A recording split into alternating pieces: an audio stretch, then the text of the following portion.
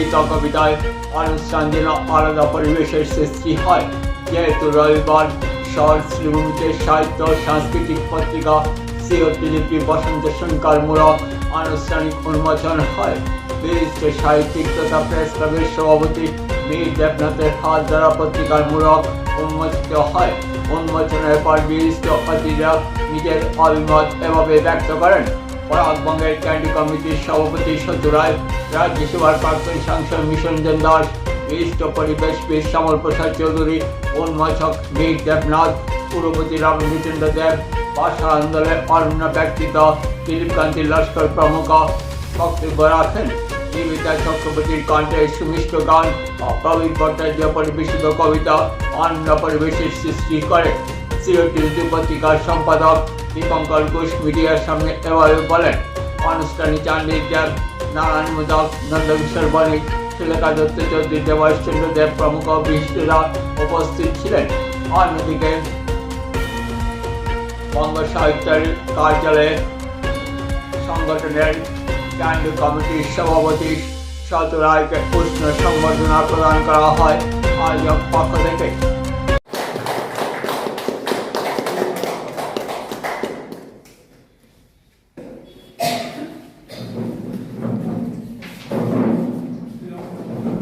আমার জীবিকার কারণে আমাকে চলে যেতে হচ্ছে।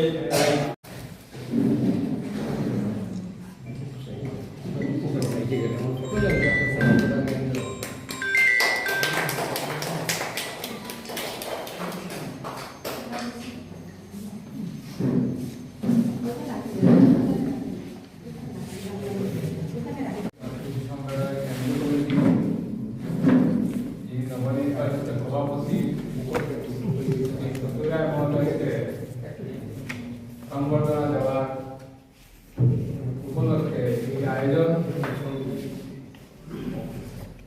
তবে এই শিরোলিপি পত্রিকা এই সত্তাধিকারী সম্পাদক সত্য দিবঙ্কর দাকে, দিবঙ্কর ঘোষ মহোদয়কে ধন্যবাদ জ্ঞাপন করছি যে তিনি এর আয়োজন করেছেন।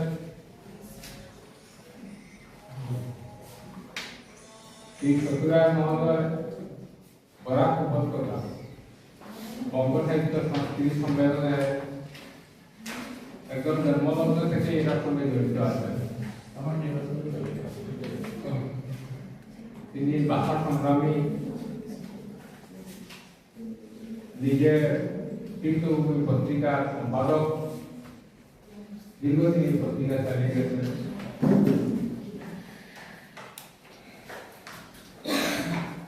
এবং একই কথা তাকে সংস্কৃতি সম্মেলনের কেন্দ্রীয় কমিটি তাদেরকে সভাপতি করেছেন। করিমগঞ্জের নাগরিক হিসাবে তার দীর্ঘদিনের অবদানের স্বীকৃতি হিসাবে তাকে সভাপতি করেছেন। আমরা এই জেলার নাগরিক হিসাবে আমরা গর্বিত, অভিনন্দন জানাই। এই নির্বাচিত হওয়ার পর অভিনন্দন জানিয়েছি। আর দিবঙ্কর দা পুনরায় আজকে এখানে সম্বর্ধনা দেওয়ার জন্য আলাদাভাবে দিবঙ্কর দাকে দিবঙ্কর দার এই যে শিরোলিপি পত্রিকা আমি উল্লেখ করেছি যে আমরা যখন কলেজে পড়ি দুর্গা সিনেমা হলে দেখতাম শিরোলিপি পত্রিকায় অ্যাডভার্টাইজমেন্ট। মাননীয় চন্দ্রবাবুর পত্রিকা রাজ্যে উড়া অবস্থা,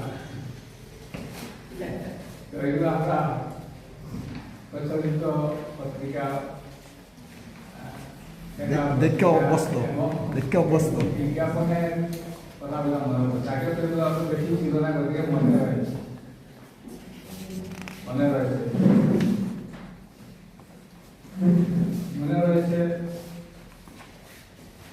অনেক পত্রিকা বেড়ে গিয়েছে, মাসিক হতে পারে, পাক্ষিক হতে পারে, সাপ্তাহিক হতে পারে, কিন্তু এগুলা সময়ের সঙ্গে সঙ্গে এগুলা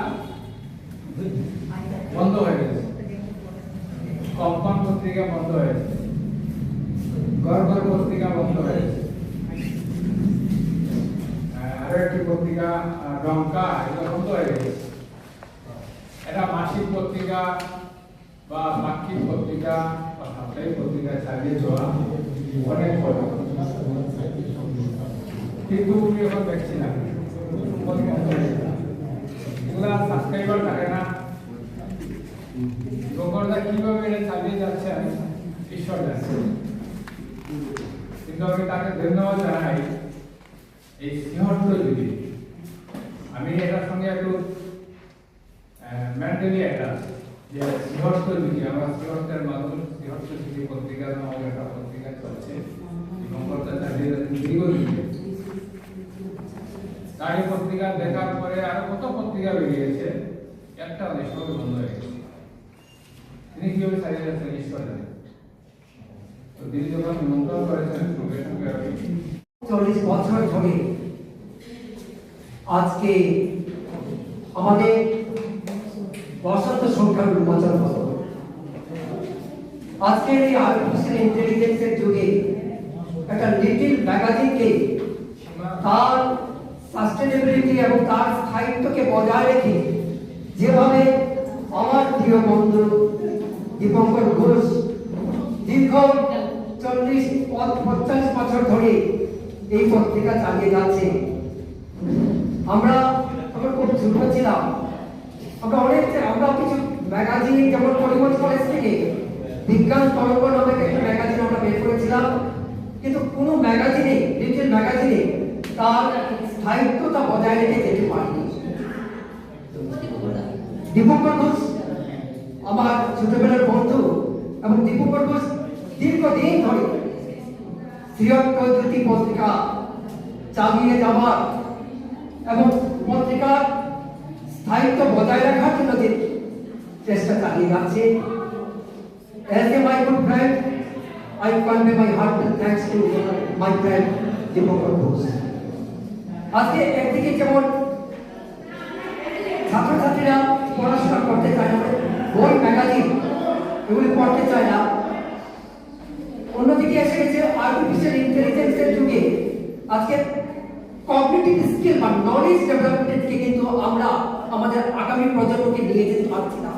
এই জায়গাতে আমরা ব্যর্থ হয়ে যাচ্ছি, কারণ আর্টিফিশিয়াল ইন্টেলিজেন্স যত এগিয়ে যাচ্ছে আমাদের যে ব্রেন, অ্যাকচুয়ালি আর্টিফিশিয়াল ইন্টেলিজেন্স মানে মানব তৈরি, কিন্তু এই যে ডেভেলপমেন্ট যেটা এগিয়ে যাচ্ছে এই ডেভেলপমেন্টের সঙ্গে তাল মিলিয়ে কিন্তু আজকে লিটিল ম্যাগাজিনগুলি তার স্থায়িত্ব বজায় রাখতে সক্ষম হচ্ছে না, এবং আমরা আগামী প্রজন্মের সঙ্গে একটা জেনারেশন গ্যাপ তৈরি করে দিচ্ছি, এবং এই জেনারেশন গ্যাপের জন্য একটা ভয়াবহ আকার ধারণ করছে, সাহিত্য জগতেও তার প্রতিফলন করছে।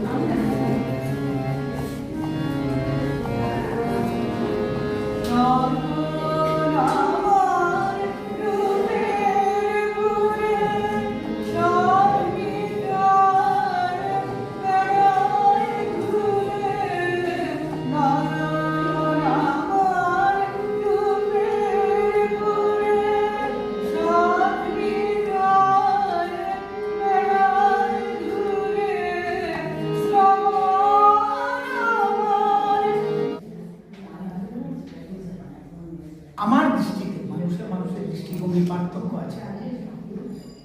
করিমগঞ্জের একমাত্র শিবরাত্রি মানুষ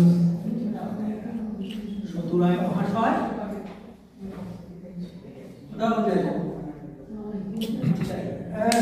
আমাদের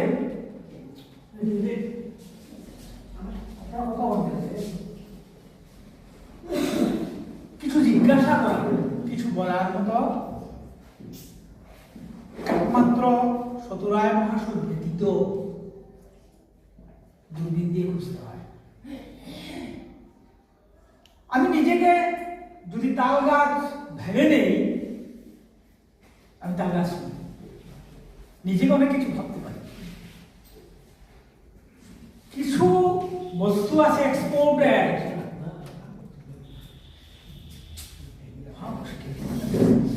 যে তোমার বাবার একটু চিকিৎসা করাবো,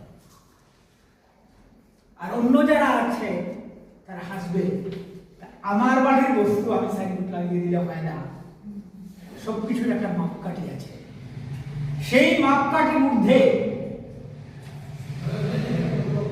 যে মানুষটি করিমগঞ্জের মাটিতে, শ্রীভূমির মাটিতে দাঁড়িয়ে আছেন, তিনি শ্রী সত্যেন্দ্র সরকার মহাশয়, তার সম্পর্কে বলা আমার কাছে কষ্ট। তবু বলছি, অনেকে এখানে কথা বলছেন যে মানুষ কম, লোকজন কম।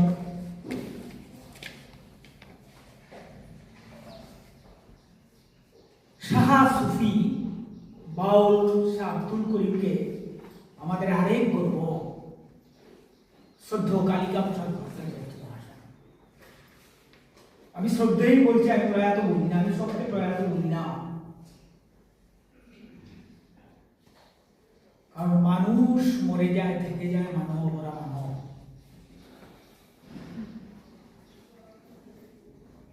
মানবের মৃত্যু হয় না, ওরা মানুষ থেকে মানব হতে পেরেছিলেন। আমি মানুষের দাসানুদাস হতে পারি, এখানে আমার ব্যর্থতা। কালিকাদা ফুলদাদের মানুষ, ওরা মানব। তো ওদের মৃত্যু নেই। সেই কালিকা প্রসাদ ভট্টাচার্য মহাশয় এই উপমহাদেশের বিখ্যাত সুফি সাধক বাউল শাহ আব্দুল করিমের একটা সাক্ষাৎকার নিয়েছিলেন ভাটির দেশে, এই সুনামগঞ্জের সাধক।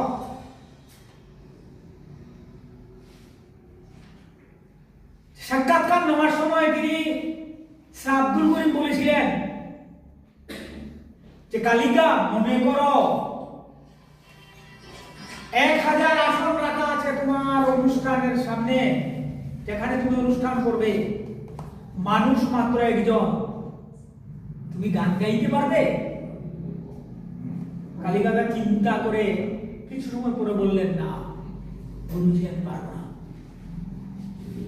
তখন শাহ আব্দুল করিম বলেছিলেন, আমি পারবো। আমি পারবো, কেন পারবো? আমার গান গান নয়, আমি একটা আদর্শ প্রচার করি। যে কথাটা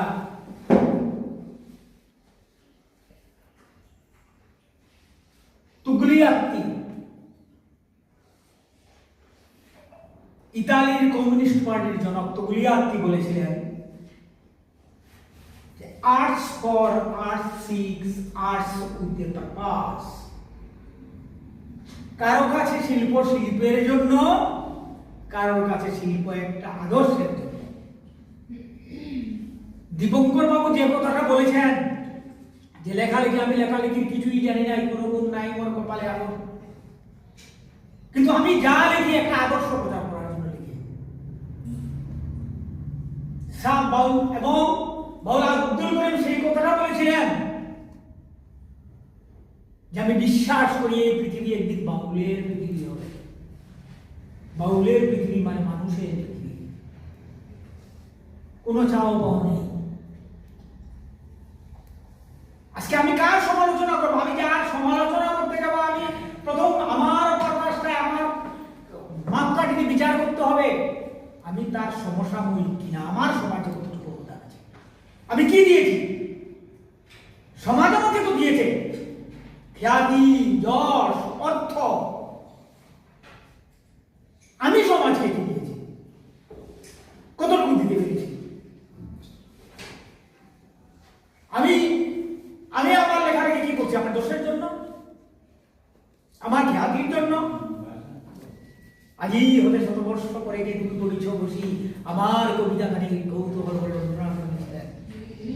এবং রবীন্দ্রনাথ ঠাকুর সেই কথা নিয়েও বলেছিলেন যে গ্রন্থে বহু ভালো ভালো কথা লেখা থাকে, কিন্তু ভালো কথা বললেই হয় না, তা ধারণ করতে হয়। পূর্ণিমা তুমি, কখনো বা ঘোর অমাবস্যা, তোমার জন্যই আমি লিখে যাই বেহুলার 12 মাসা। তোমার জন্যই কাস্তের মুখে শান্তি সুখে, তুমি শস্যের বীজ দেশে দেশে। বাংলাদেশের স্বাধীনতা তুমি, পশ্চিমের মুক্ত বেলিজ, উপনিবেশের দাসত্ব তোমার নয়। তোমার জন্যেই হার না মানা মানুষের সর্বকালের জয়। তোমার জন্যেই আধুনিক কবিতার প্রয়োজন, ছন্দের শিকল ভাঙার কাব্য। সুকান্ত তার বয়স 21 লিখেছে চিঠির গদ্য। তুমি আমার প্রথম বিষাদ, বিস্মরণের ভুল। তুমি আমার প্রেমে পড়বার, চিঠি লিখবার বর্ণমালার স্কুল। তুমি আমার অক্ষরের অজগরের প্রথম বয়সে ভয়। তুমি আমার মেঘে ঢাকা সূর্যের অপরাহ্ন, গর্বের পরাজয়। আমার রক্তে আজন্ম লালিত তুমি, দাঁড় কেটে চলে যাওয়া মাঝি। তোমাকে পাওয়ার জন্যে আমি জল তরঙ্গে নুপুরের মতো বাজি। আমার সমর্পণে তুমি জেগে ওঠো প্রেম, জেগে ওঠো তুমি ভয়ের ধনুর গুণে। তুমি আমার 19, 21 জন্মের পরিচয়। শত খোলা হলেও তোমাকে কখনো ভুলবার নয়। শত খোলা হলেও তোমাকে কখনো ভুলবার নয়। তখনকার সময়ে মানুষের ধমনী রক্ত টকবক করে ফুটে উঠত। এত অসাধারণ তার লেখনী এখনো লিখে চলে যায়। আমরা অনেকেই নিজেদেরকে কবি বলে মনে করি, সাহিত্যিক বলে মনে করি, ছড়াকার বলে মনে করি, কিন্তু এই লোকটি প্রচারের আলোতে আসতে চান না। বরাক উপত্যকা বঙ্গ সাহিত্য সংস্কৃতি সম্মেলন তাকে সম্মানিত করেছে এবং আরো বিভিন্ন সংগঠন, শিলচর, হাইলাকান্দি বিভিন্ন সংগঠন তাকে সম্মানিত করেছে। তার নাম দিলীপ কান্তি লস্কর। তাকে নমস্কার জানাই।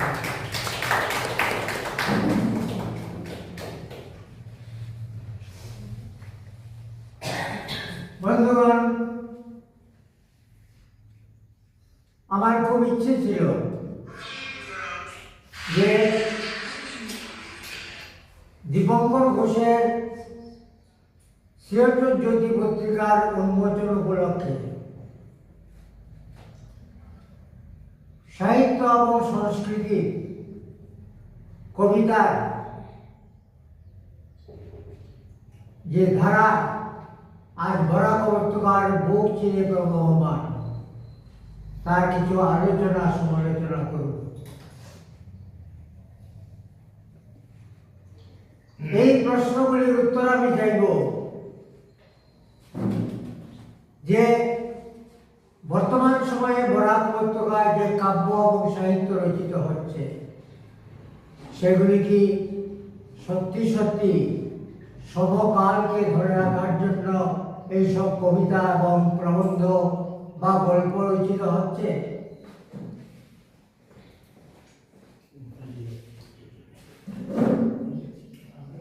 ভুরি ভুরি কবিতা প্রকাশিত হচ্ছে, কবিতার বই প্রকাশিত হচ্ছে,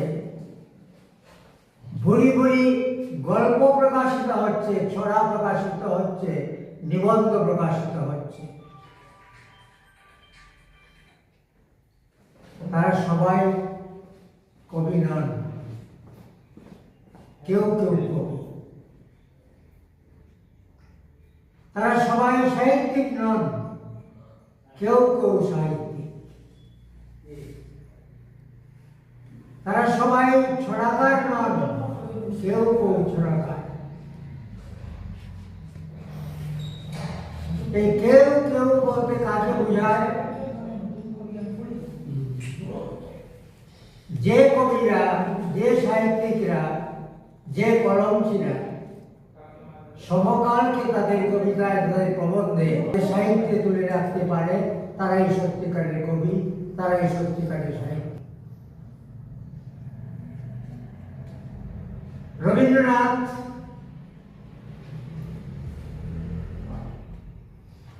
এক সময় মনে করেছিলেন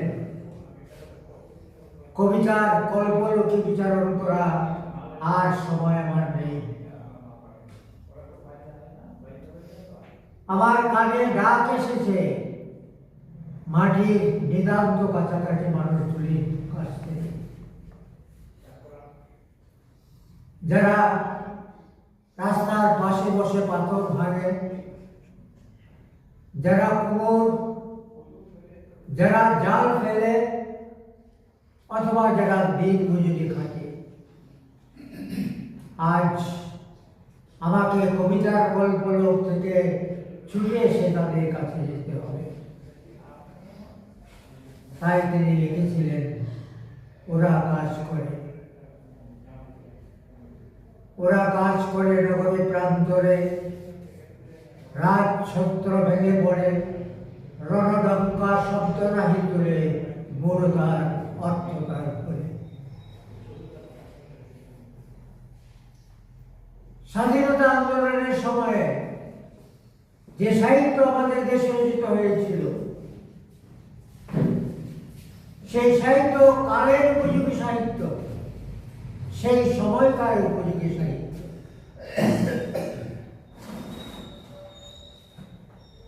আবার বলছি, কালের দুঃখ বেদনা, সমসময়ের দুঃখ বেদনা যে সাহিত্য প্রতিভাত হয় না, সেই সাহিত্য কখনো সমাজে প্রকৃত সাহিত্য রূপে বিবেচিত হতে পারে না।